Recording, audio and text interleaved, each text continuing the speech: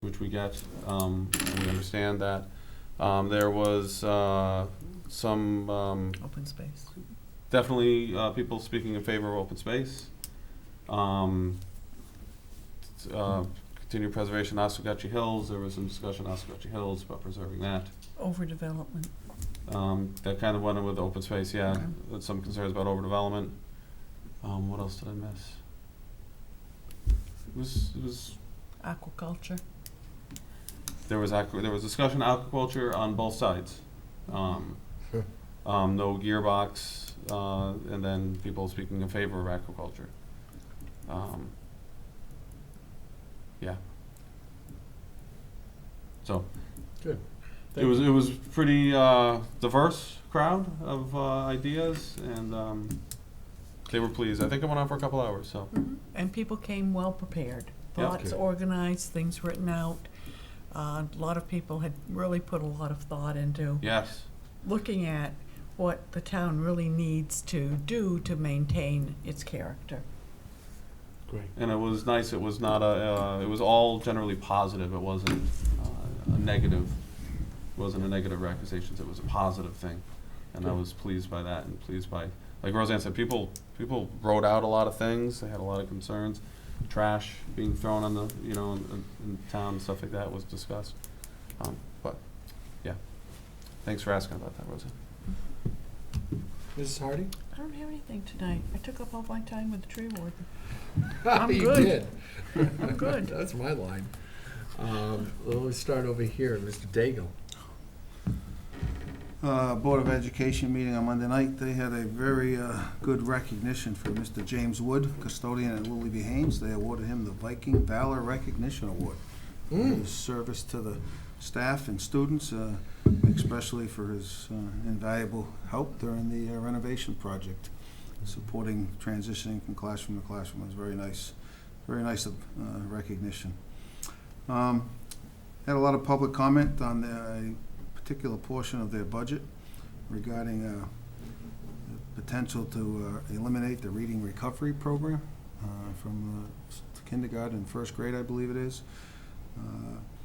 That is being considered to be removed based on adding some additional teachers to the kindergarten and first grade level based on the number of pupils. They have not passed their budget yet. They're tentatively scheduled to go to the Board of Finance on February 12th, but right now, with some of the things that they're looking to add, they're looking at in excess of a 5% increase in their budget, just for general information. And when they come through and finalize it, it'll probably be somewhere in that range. They also passed a motion to have the Nyack Center School be on a half a day on the primary election day of April 28th to support the and avoid the rush of traffic and school buses in the afternoon for people that come to vote. So they have a plan to have the public access the building and not interface with the kids. So they're working through that. They also, about 2 weeks ago now, I'm trying to remember the exact date, they, along with Waterford Schools, had a joint speaker at the high school on mental health and suicide prevention. It was very well attended. There was in excess of 100, 110, 20 people there. Speaker was outstanding, and they plan on having another speaker during the mental health week in May on the night of 5/18. So they're working hard on their budget. They're going to have an increase, and we'll see how everything falls together. So that's it for the Board of Education. The Public Safety Vision Committee met last night. 100% drawings were provided to us. There was only 2 minor changes. The IT room was moved into a bigger footprint up on the second floor to be able to accommodate all the various communication and IT, Channel 22, all the other functions the town has to be brought into the building.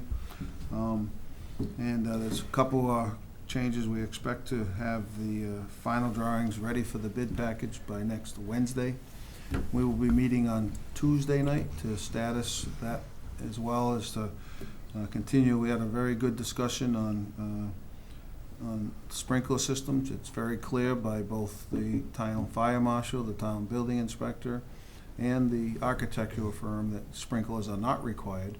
But we have an open item to continue that discussion on the timing of and the cost of bringing sprinklers to the whole building. And it would have to be the whole building. It would have to go to the second floor as well. You can't just do one floor. So that remains an open item, and we'll be discussing that again Tuesday night. But it was a good, I'll say, open discussion with opinions voiced by many folks in attendance. So we'll see where we end up with that at our next meeting. I'd like to ask Mr. Daigle a couple questions. Sure. So, first of all, the IT setup and layout and what is planned. You might recall that my contemporary issues students interviewed or tried to interview all the candidates for the last election. So, and traditionally we do that, and then it's run on the TV over the long weekend before the election. And much to my surprise, it didn't run. Because there had been changes made to the system, and the high school, where we tape all of our public meetings when Right. so all of a sudden is not compatible with the IT that's on the town side. So I think that that's something that we need to really be aware of as we set this up and make sure that there's compatibility. There's also problems with accessing Channel 22 from the high school site. So I think we've got to work hard to make that compatible. Can I answer that part of it? Yep. So I don't forget. We've applied for an $85,000 grant. This is separate from the public safety building. But an $85,000 grant to enhance and upgrade our audio equipment in this room, and how it interfaces with Channel 22. And it'll be a digital signal instead of the analog. So we'll actually show up a lot. We better actually groom ourselves before we get on TV, because the picture will be clear on all those big screens at home. But we are getting new technology, and it's needed. I know. And it's needed. So not only are we going to change, move the guts of the system to the new public safety building, because of course the dispatchers are kind of in charge of that, or control that, but we'll be digitizing and then also have better quality for meetings for the public. Long overdue. Yes, And very excited about there this. are a lot. I have a lot of people say to me, we can't hear it. We turn it Can't hear on. There's no you. sound. Right. And there are people, particularly people who don't get out in the evenings, or aren't able to, that really watch Channel 22, and we ought to be making more use of that. Besides. Yeah, so Running we are. signs. So Mike Mines, who's a citizen in our town, who I know volunteers, him. he's on the Cable Advisory Right. Commission, and of course Carmen Ames, who is our employee downstairs, an IT expert, if you will, have worked together on this. They are very confident we're going to get this grant, and we'll interface that technology with the technology we're putting into the new building. So great to announce that to you folks tonight. Is this isn't a sure thing? This is a grant that's. It's a applied for? grant, and it's part of that. When you pay your cable bill, you pay an extra buck toward cable access and all that. Well, some of that is grant money that gets handed back out to municipalities and education systems. It's an education public TV grant. Municipalities almost always get it if there's a need. Lots of schools put in for it because they're always wanting to upgrade their AV systems. But we're confident we're going to get this. Terrific. Can I just add to the discussion? I know we're a little off agenda. My understanding is just got to be careful. Channel 22 was only on Atlantic Broadband, right? I think they have to simulcast it on Comcast, and Is that true? I think they do. If you have I didn't DirecTV or any of the satellite, you do not get it. Well, I mean, just as we know, as technology moves forward, Right. the channels are going away. I don't even have, I have streaming online, so I've never gotten channel 22 in Yeah, the last 5 yeah. years. So that's gonna become more and more common, so channel 22, just gotta be careful. The connection with Channel 22 and the YouTube, we have a YouTube channel. Yeah, You- I know, you our know stuff you can I know go our back stuff and gets watch. posted on So YouTube, yeah. that But will not be live, but that'll yes. be a better interface as well. It won't be live. It Right. might be able to be live in the future. Yeah, that would be YouTube interesting Live. to know in the future. So, but the bottom line, all that will be that interface will be a better connection as well. So that is part of this. Okay. Is the uploading to streaming? Yep. Because Good. you're absolutely right. The cable cutters or the cord cutters That's or whatever it's called. 10 years from now, it's, Yeah. Yeah. yeah. Okay, and I don't think that it was known at the time of the Board of Ed meeting that Niantic Center School was cited as not a school of distinction, but as a school that had showed marked improvement from the state reporting and evaluation. And I was tempted to speak at the Board of Ed meeting, but I decided against it. But I would like to say that this program called Reading Recovery, which is very intensive, and it requires one-on-one, student to teacher. But for a student who is struggling to learn to read, you cannot do it in a classroom of 22 students. And to me, the biggest disservice that this school system could do is to graduate a student who can't read. And we should not be having remedial reading at the high school level. So, And the public comment expressed those views multiple times, so. and then my last question for you is the issue of the generator at the Public Works Building. It's in the Public safety. bid. I mean, public safety, sorry. It is a full, the design includes a full building generator. That is about $175,000. And the Office of Emergency Management has applied for a grant that would reduce the cost, would pay for that basically and reduce the cost to the town. So we don't have a timing when that grant decision will be made, but irregardless, it is in the bid package. It is not a bid out, so the Vision Committee, I fully expect the Vision Committee will recommend and bring forward to this board that part of the renovation project will be a full building generator. Okay, so even though we're not going to occupy the second floor Correct. right away. All right, thank you. And the one other thing I wanted to add is we also have concluded that we will be needing to hire a clerk of the works to support interfacing with the general contractor. And I'll put that out to the residents of the town. If anyone who has any previous building inspection experience, whether it be on the construction side or engineering side, that we will most likely be sending out, a bid package to solicit someone to provide that key daily interface between the eventually selected contractor and the building, and the town's building officials, and the building committee as well. I'm very happy to hear that it's going to be somebody that is independent, considering some of our previous renovation projects where we did not have a clerk of the works and we had the contractor managing what was done and what wasn't done. Yep. So, that's good news. Agreed. Much agreed. The committee's doing fabulous work. Your leadership, Paul, is invaluable and much appreciated. Paul, one more question. You're getting pummeled with questions here. Have you guys made a touch base with the building commission? Both the the building committee has, they've, Committee, yeah. their head, Mr. O'Connor, Yep, has right. met at our last two meetings. Okay, he said he was going to. Okay, good. He's gonna also offer his services to review the bids when they come in. Yeah. Good. Very helpful. So, very, very good. And I've had a preliminary discussion with Mark, but I'd like to recommend that at least 2, if not maybe 3 members of the Vision Committee be appointed to the Building Committee, if that's the right process, to be able to support the execution of the project as we go forward, just based on our level of knowledge and experience great with the idea. design. Yeah, So, it's sort of And that's like what we did with the school. Yeah. something for us to consider once we do place the contract. Yeah. And the plan would be to transition the oversight of the project to the building committee once the contractor is selected and in place. And the vision committee would be disbanded at that time. Right.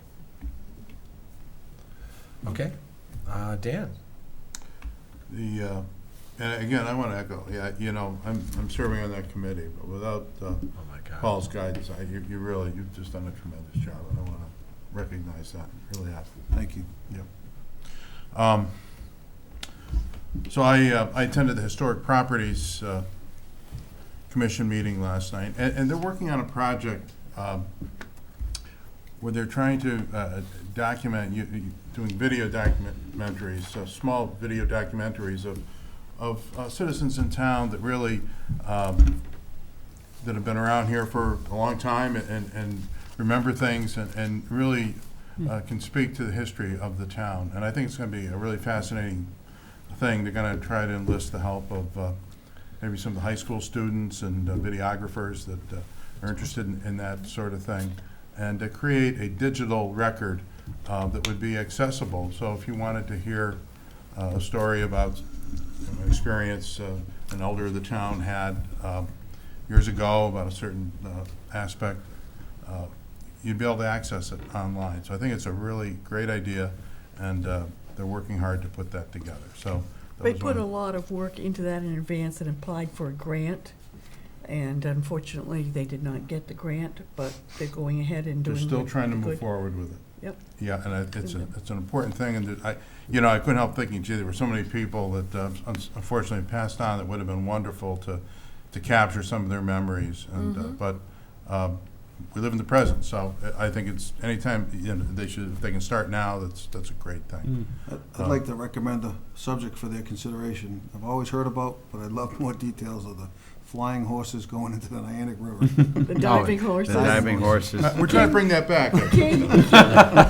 Oh, yeah. Are they gonna I was going to bring that up. Oh, yeah. King and Queenie were Oh, their yeah, that's gonna names. go over What were well. their names? King and Queenie. Yeah, My sister's fascinated about this. She always asks me. I don't know anything about it. They're going to interview the horses? No. Mr. Ed only. Mr. Ed. Mr. Red. But, Their offspring. yeah. Coco's not So, know yeah. who Mr. Red is anymore. Prince Fourth and princess. generation horses. Can you imagine if we tried to bring that back? We'd have every animal rights group Yeah. Oh, my here God. picketing. Oh, yeah. Do you know about this, Chris? They were leaping, they'd be on like 2 stories high in the air. Yeah, they Horses come down. Horses that jumped into the water. They Dived into dove. Down at Golden's. No, No, don't write that. No. But imagine seeing a horse do that. There's some good pictures. Yeah, Yeah, No, I have seen some photos, yeah. Yeah, In no, fact, I there's a think lot of that good town yeah, it's in the book town. that's available in the clerk's office has Yeah. pictures of Mr. that. Cunningham, you're all set? Yeah, no, I Okay. thought that was of interest, and so that's my report. I'll skip my regular communications and ex officio report. I'll read just excerpts from the letter that you received tonight in your budget book. Just a few excerpts and really the introduction. I hope you take the time to read it, and then the breakout of the review. I start by suggesting that municipalities in Connecticut have been struggling for over a decade. I really actually trace this back to 2008, the beginning of the recession, and Connecticut had struggled really since then, and municipalities especially. The balance of providing quality education, top rate town services, and protecting our property values and our grand list is extremely challenging, and this year's budget was especially difficult to bring together. Many departments and town services need attention, revamping, and upgrades. Every dollar spent in our town is reviewed against the filter of efficiency and value. If we don't need it, we don't spend money on it. From an outsider, this statement is typically met with skepticism and doubt. As a taxpayer, I understand that viewpoint. Before being involved with town government, I also viewed empty school buses and fleets of public works trucks and police cars, a dozen fire trucks sitting in fire stations 95% of the time, as wasted money. But that doesn't tell the whole story of our responsibilities, the mandates, and the state statutes that we're required to provide to our citizens. Those elected to public office who are charged with reviewing budgets come to realize very quickly the heavy costs and responsibilities of town government. While we all want to keep our property taxes as low as possible, the costs associated with municipal services continue to rise. These days, elective services that add to the quality of life and maintain our property values are minimal in most cases. More and more of our recreational and optional services have moved to user fee systems and away from general taxpayer obligations. I'll point to the Parks and Rec programming, the beaches, even senior center activities now and special events like Celebrate East Lyme. A lot of that is coming from the user fees, the booth rentals, etc. The two most primary functions and obligations of town government is safety and education. The Board of Ed will present their budget in the coming weeks. An argument can be made also for the roads and the trash removal and, of course, all the other basic services, but ultimately there cannot be any compromise with public safety. This year's budget will be driven by these two primary responsibilities. In the public safety, I really want to highlight some of the issues under public safety this year. This year we'll be renovating and opening, of course, the new public safety building. Most of the funding is secured through a referendum. We go to talk about that, and we have had lots of help with the department heads. East Lyme's police force personnel need to increase. Our citizens demand more services, enforcement, and presence. Our independent police status has given us proper management, supervision, training enhancements, and a new level of professionalism and pride. But we are woefully short-handed as a result of being a resident state trooper town for so many years. Adding 2 police officers in this year's budget will bring our force closer to the recommended level, but not at the recommended level. Keep that in mind. In addition, the Police Commission intends to enhance the supervision of the force by promoting the administrative sergeant position to a lieutenant position. This is an important improvement in the supervision of the force and gives the force additional coverage in our most active 24/7, 365 department. Going on to the fire, we have 2 fire trucks that have been on life support for a couple years. The Flanders truck is no longer operable. A $25,000 to $30,000 fix would be needed just to jumpstart the truck back to life, but not to fix the truck. It's nearly a 30-year-old truck. Currently, we are utilizing a loaner fire truck to ensure our department can meet the needs of our town. Niantic's second engine, Niantic now, their second engine is nearing the end of its useful life. Be assured that great care is taken in maintaining our fire trucks and equipment, but it's a necessary cost of doing business for a town. We must provide safe, dependable equipment for our paid and volunteer firefighters. We're going to put 1 truck in this year's capital, and we're going to look at whether we should order the second truck now or wait 2 years. But if there's enough of a savings with a package deal, we're going to suggest doing 1 now and 1 next year, and we'll be looking into that. Last year, we added overnight firefighters 5 days a week. For the first time in our town's history, we have fire and EMT coverage 24 hours a day. I credit the East Lyme Ambulance Association for stepping up and acknowledging the need for change and agreeing to help pay for the enhanced coverage. Dependence on volunteer firefighters to cover overnight and weekend shifts has become unpredictable and erratic across the country. The trend suggests that personnel in our 2 proud firefighter companies are dwindling. We have added hours in this year's budget. In the budget in front of you, we have added hours to pay for part-timers that were once part-timer shifts that were once covered by volunteers. We don't have volunteers to cover the firehouses anymore.